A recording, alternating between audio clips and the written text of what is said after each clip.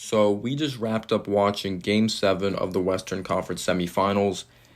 Or maybe you watched the game, maybe you didn't. Some people watched the whole thing. Some people probably turned it off, like, at halftime. Oh my gosh. As the final score is 123-90. Western Conference semifinals, Game 7. The Mavericks were on the road. This game was in Arizona.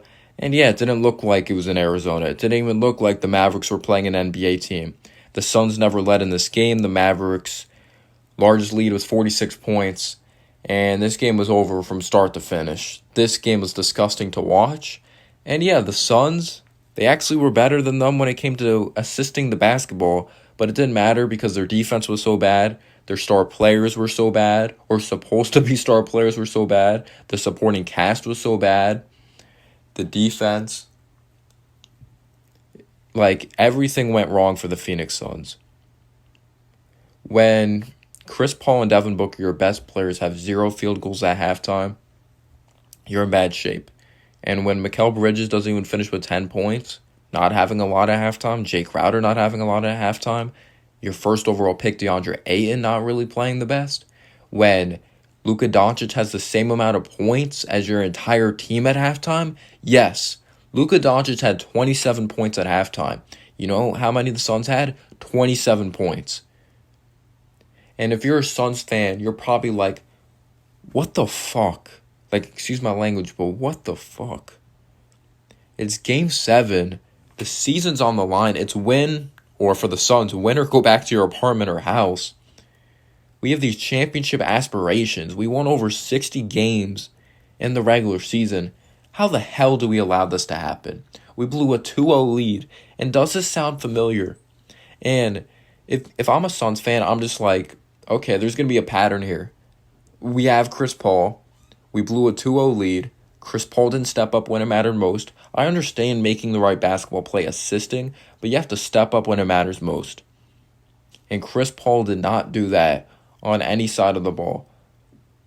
It was just disgusting. It was awful.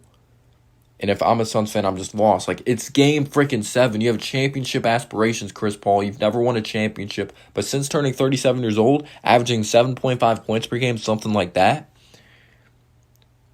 I guess Shamet played pretty solid off the bench. Cam Johnson.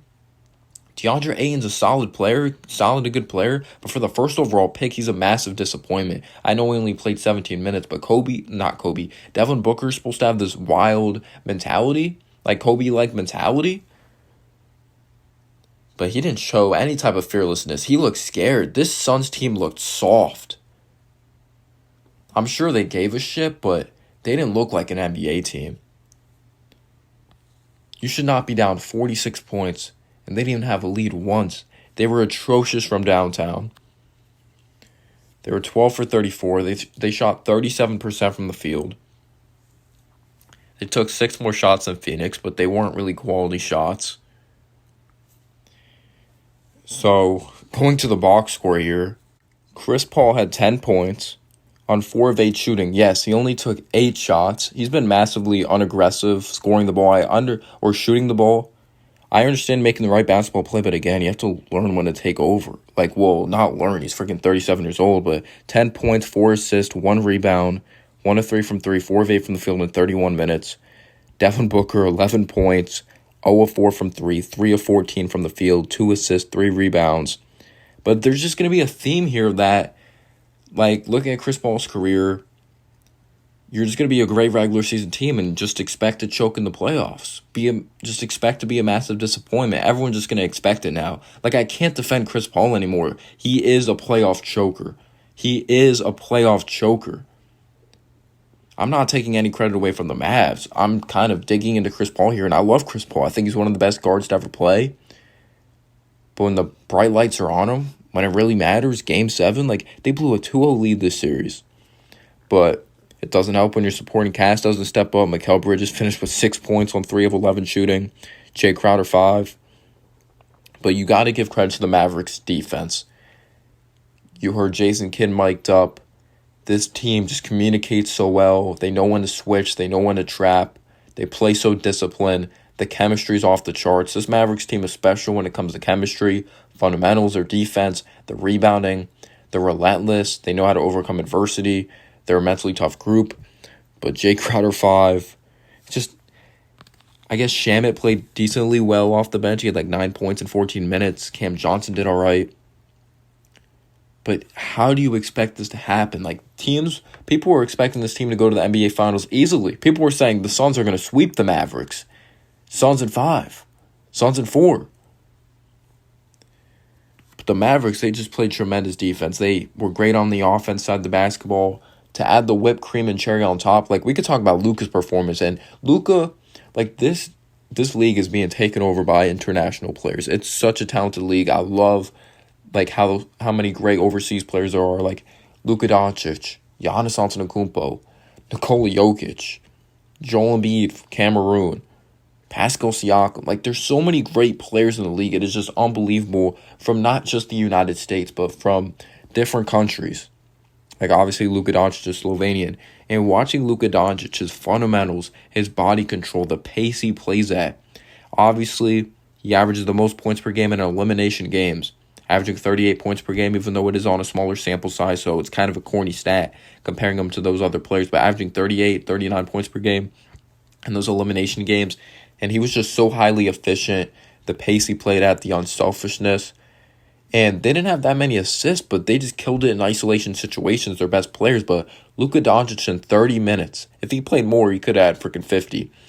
35 points, 10 rebounds, 4 assists, 6 of 11 from 3, 12 of 19 from the field. And he was on fire from the very start.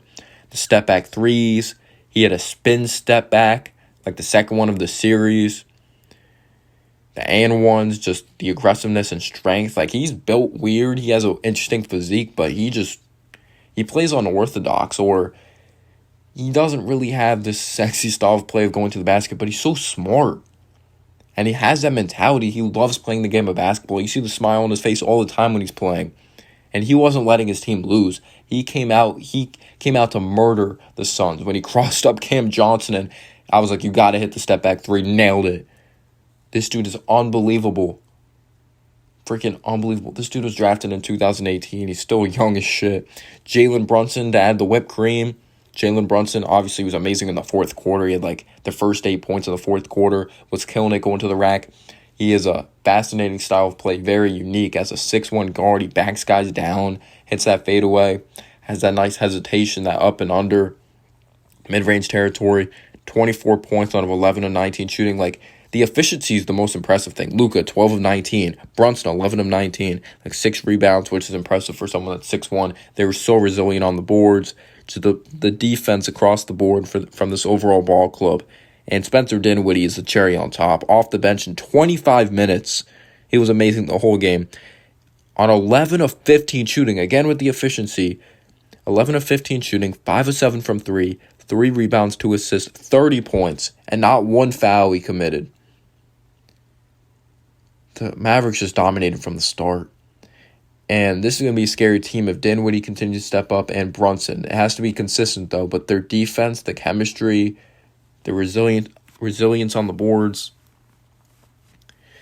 you just love to see it. And just a good all-around performance by these guys. Even guys that didn't step up with a lot of points. You see how hard they play. It's amazing seeing how hard they play. Like, Trey Burke entered the game.